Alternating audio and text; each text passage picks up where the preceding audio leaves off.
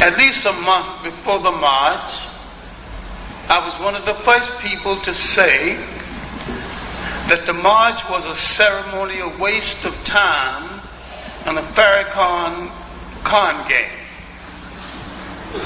I said it because I know Farrakhan, and I know other con games that he's played. My remarks will be centered around Farrakhan, a faker, Maulana Karenga, another faker, and the word atonement. Now, the Million Man March was an achievement. An achievement for who and for what? Anytime you gather that many people together and the speeches last 4 and 5 hours and you do not bring Africa in focus, in relationship to the African people of the world, you are out of order.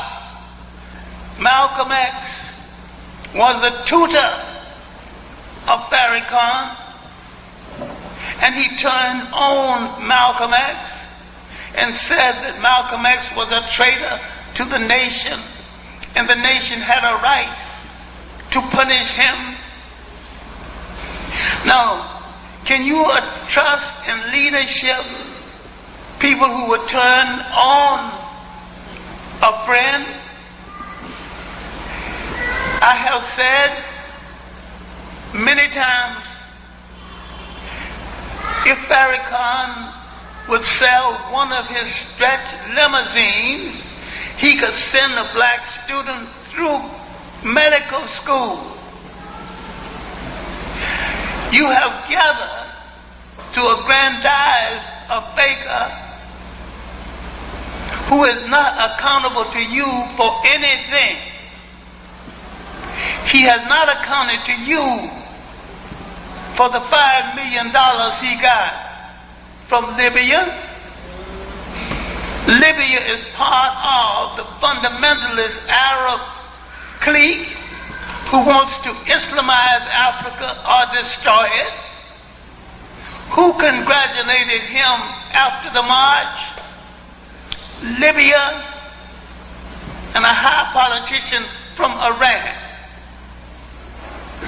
Libya has been instigating to move to the south into the great corridor that is Sudan. If you take the Sudan, that corridor gives you a straight shot into South Africa, and Libya will join the whites to reconquer Africa.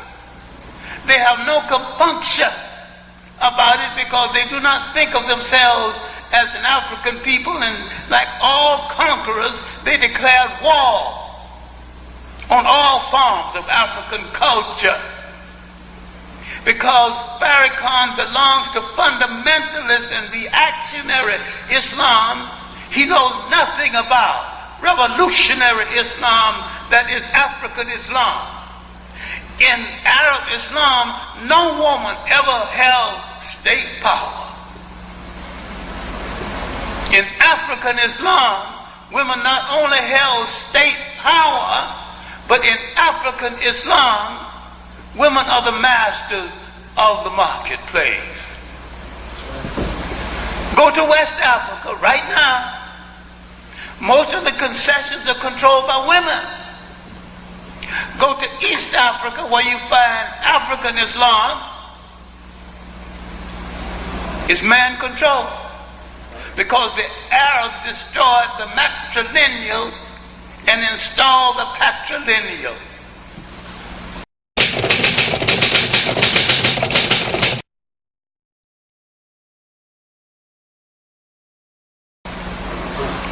Farrakhan has not answered to us. For some things we should have obviously asked some questions about. After the Million Man March, the Caribbean News had a headline hailing the march in the triumph of the West Indian Farrakhan.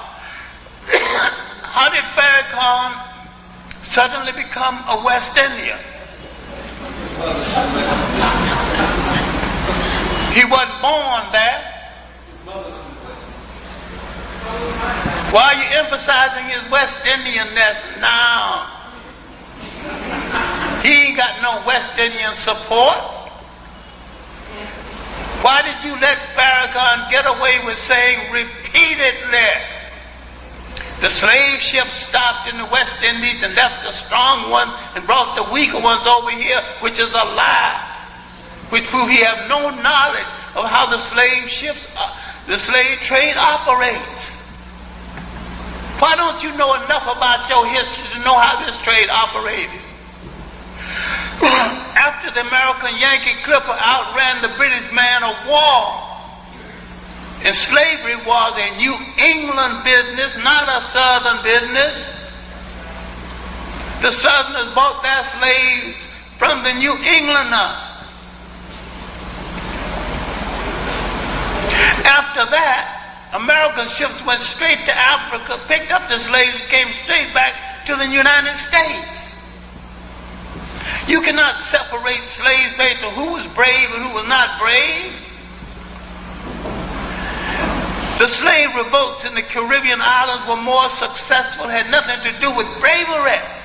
It had to do with an incident in history which neither one of us had anything to do with. Slaves buyers in the Caribbean bought in large lots and kept the lots together. They thought they could work them better that way, but they forgot they could revolt better that way. In the Caribbean islands, the slave in the house related to the slaves in the field. In the United States, because they bought in small lots and broke them up, the slave in the house had no relationship to the slave in the field, and the slave in the house would betray the slave in the field. This had nothing to do with bravery. It has to do with culture continuity. There are good books on the subject by fine Caribbean writers, especially Edward Williams and C.L.R. James. So what is he talking? Distorting history, and he get away with it because you don't know history.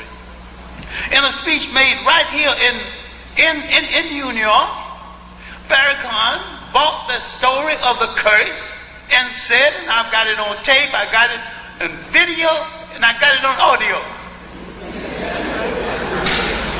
that people with dark skin and woolly hair, a certain kind of nose, was cursed. And that the texture of your hair and the texture of your eyebrows supposed to be the same. He's saying with his high yellow self that he is pretty and blessed by God. And you're buying it, applauding it, and following after this con man. And you would follow him to Washington. It was an achievement. An achievement for who? Anytime you gather that many people together and fail to mention Africa, you might as well build a body and leave out the heart. Right. No matter where your body is in this world, your political and cultural heartbeat is in Africa. You call an Italian American. He's not pleased.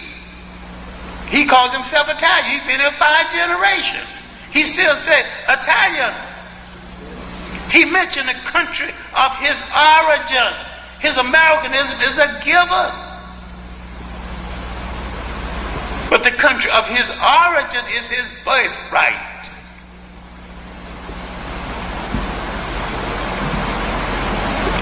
Why have we listened to all of this with no perception? His speech indeed was a golden opportunity, and he said nothing, put it all together. It's like a Baptist sermon. I have put Baptist sermons, recorded them, and had them transcribed. The minister minister is not saying nothing. Not one good sentence said. He's babbling, and once in a while he said, Jesus, Jesus, Jesus. So he turns to the audience and says, do I have a witness? Witness for what? You ain't said nothing.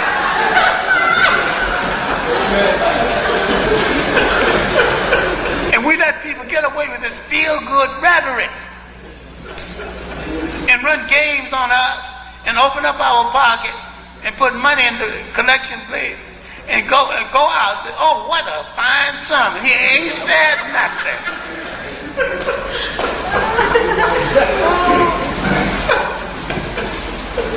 Farrakhan is a frustrated Baptist preacher like most of the Muslims. They're angry with Christianity. Now, I challenge Farrakhan to march on the Arab embassies that has restarted the slave trade in Africa, in the Sudan, and in Mauritania.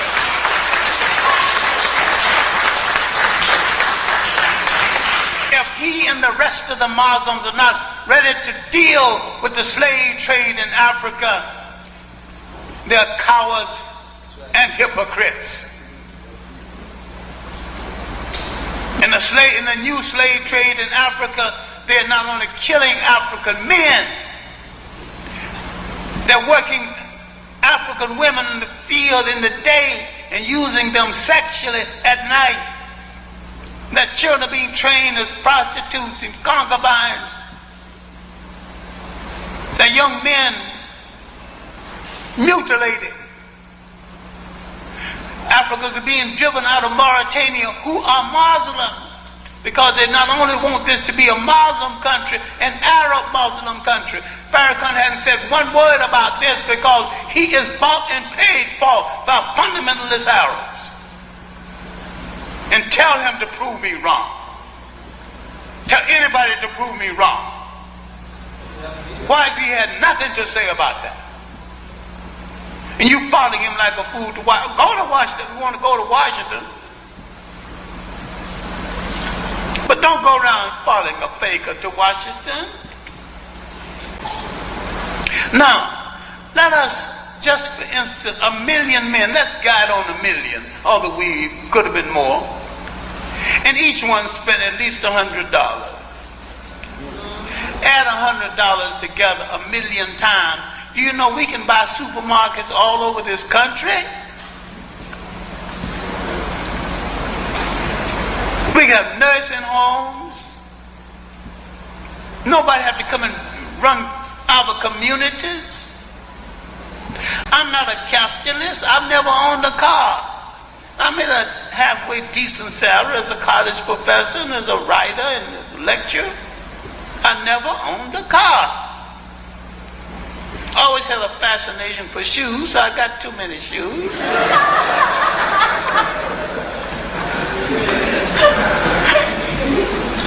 I came from sharecropper background in Alabama, and I've never disassociated myself with the working class. And I've always had some disagreement with the left, and still have it, because I think some of them are a bunch of fakers. That's right.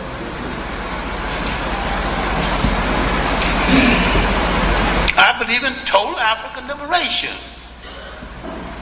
But the program of the white left is no different from the program of the white right, to control by any means necessary.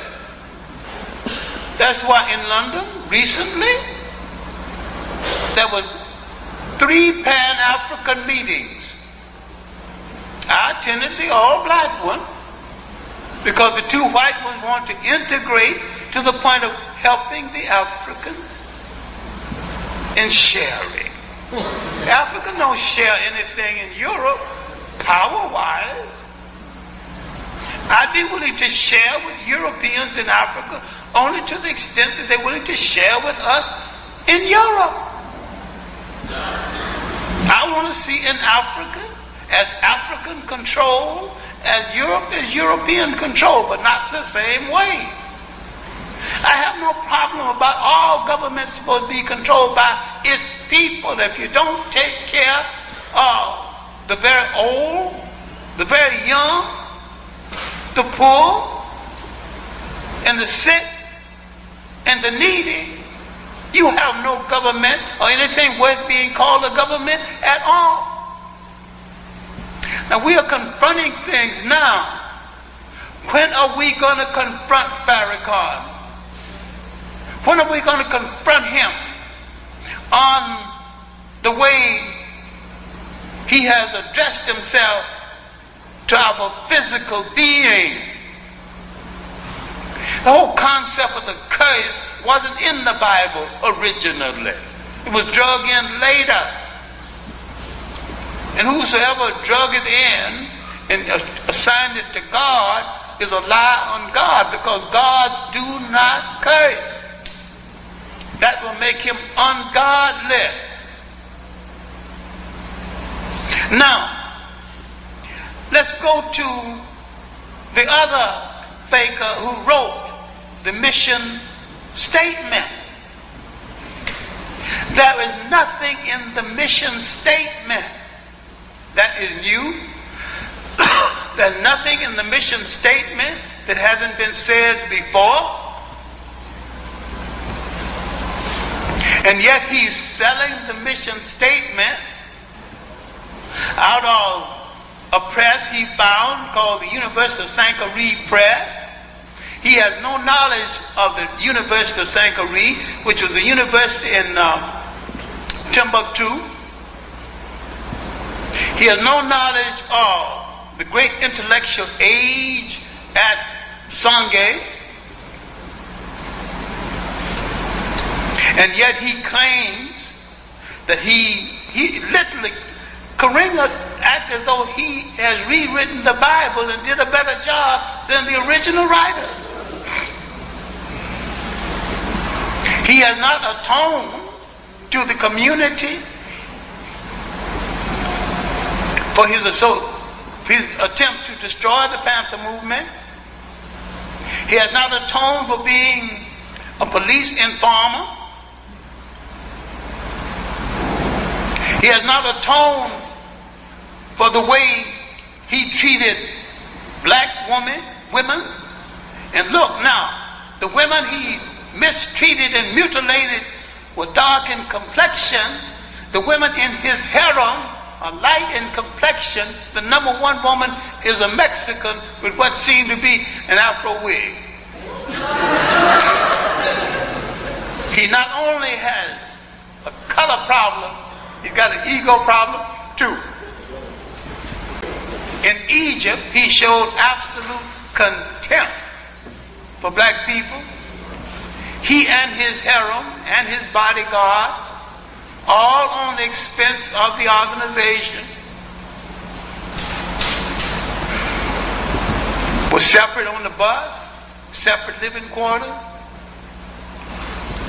ate separate, didn't associate with the rest of us. Got on the bus is going to a place called Memphis, and he asked the bus driver, why must we go to Memphis? What's there to be seen? That proved he is ignorant of African history. Memphis was the world's first metropolis before Giza. They tore down most of Memphis to build some of the other cities. And he asked, what's in Memphis? He goes to one of the sacred temples. Now we who go to Egypt a lot know that certain things we do not do because out of respect. He goes to the Holy of Holies. This is the prayer room of the Pharaoh, the God Pharaoh, the God King or God Pharaoh.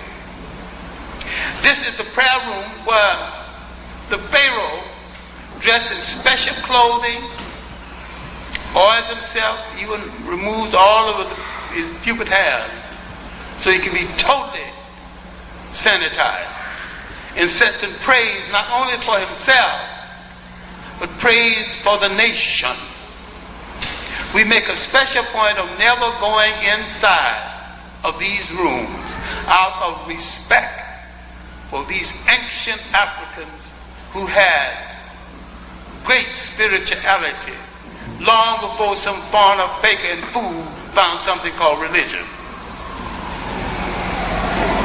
Karenga goes in there with his shoes on and with one of the women of his harem pose for a picture, to have his picture taken.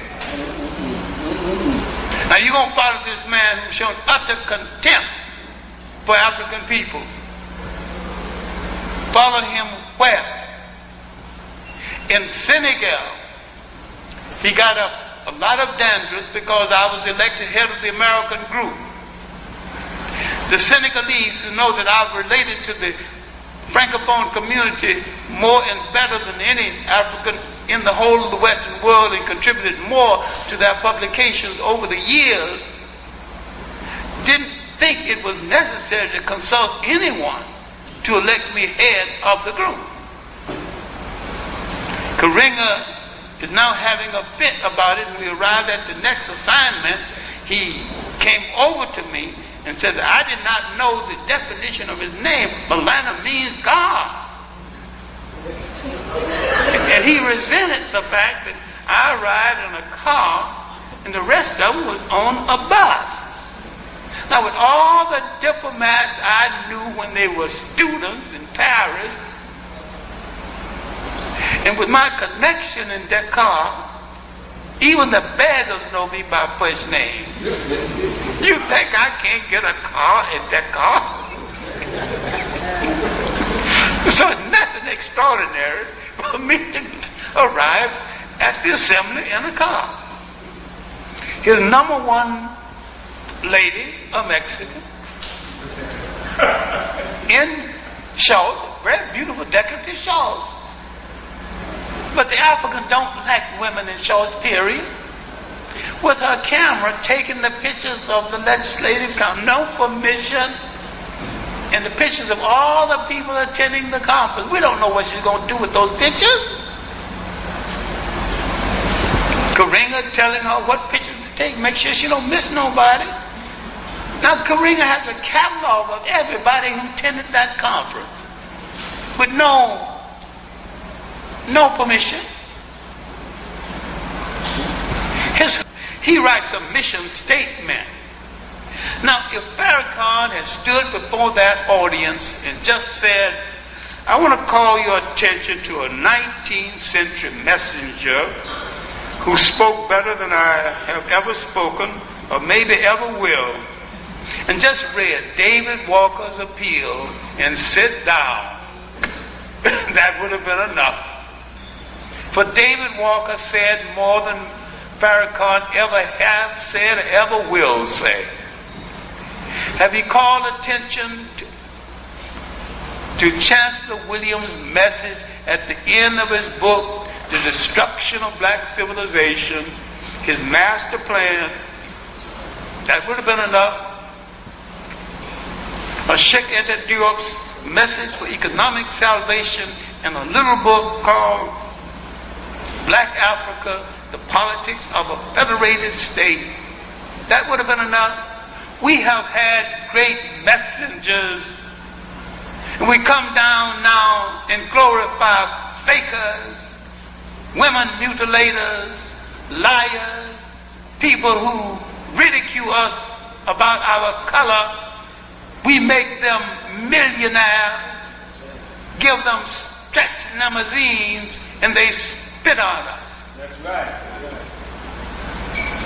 I'm saying that we have to reward true and honest leadership. I do not believe that any program for African people can afford to leave out Pan-Africanism,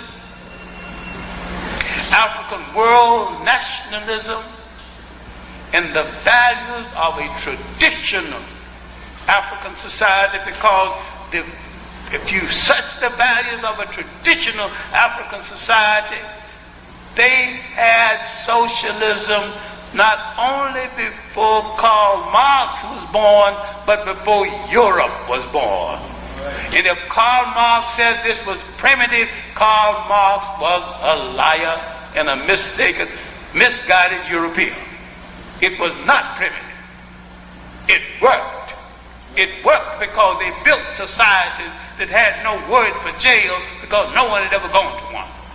They built societies that had no social agencies because no one had needed one. In a meeting, 10 or more, 3 or more of African people, if Africa is not brought into proper focus in relationship to the African people of the world, the meeting is out of order. And any meeting that accepts us as a minority is out of order. Let us understand that the Baptists alone take in more money than 7 European nations. You haven't asked what happened to this money. We have failed to demand accountability. We have to do this. We can make a revolution, and we can be the leaders of that revolution. You go to Washington appealing to corporations, and the corporations got their seed money from the slave trade. It's too much of a contradiction. You're big enough, build your own corporation. Build your own corporation devoted to your own needs. And not a corporation bleeding people dry. Building a corporation and develop a society based on socialistic values is not incompatible.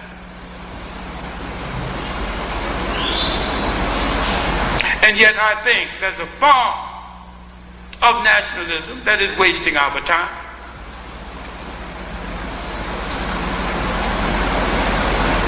There's a form of nationalism essential to our existence. I'm not too clear what a cultural nationalist is.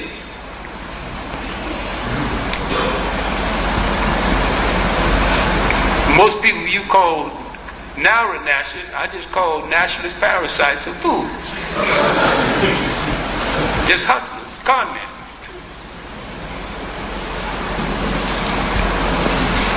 I will end this by saying that there is no future for African people except some corporation for themselves, and our own salvation must come first. I'm saying you can give the world a new humanity. I do not think you can exist in this world out of context with the rest of the world. I think you should need to form a partnership, not only with the white working class, but with all the working classes of the world. I do not think that any working class of any country or culture can exist and abstain from some concern for the other working classes of the world. I see no hope for capitalism except a new form of fascism, more ruthless than anything we've seen before. Let's go back to atonement and let's start. What are we atoning for? Let's have some understanding about it. If you read Cheikh Anta Diop's The Culture, Unity of Black Africa, there was no white beating in Africa. There was no female disrespect in Africa. We were drafted against our will into a society that had fear of women. We had no fear of women in an African society. We knew she was the life giver.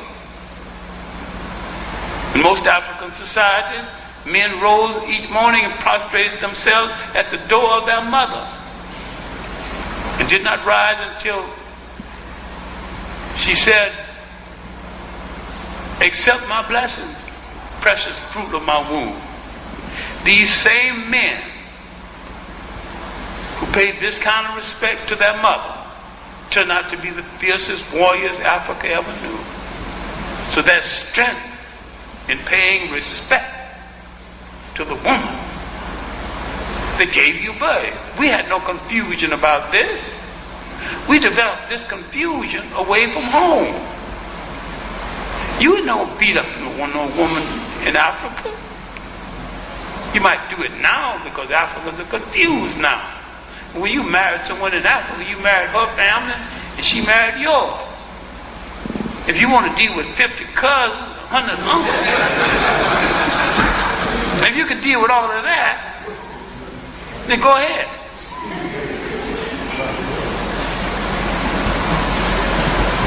Then we came out of a collective society. We have forgotten what made Africa great before foreigners threatened their greatness. High morality and collective discipline. Somehow we have to find the road that leads us back to that Africa. Thank you very much.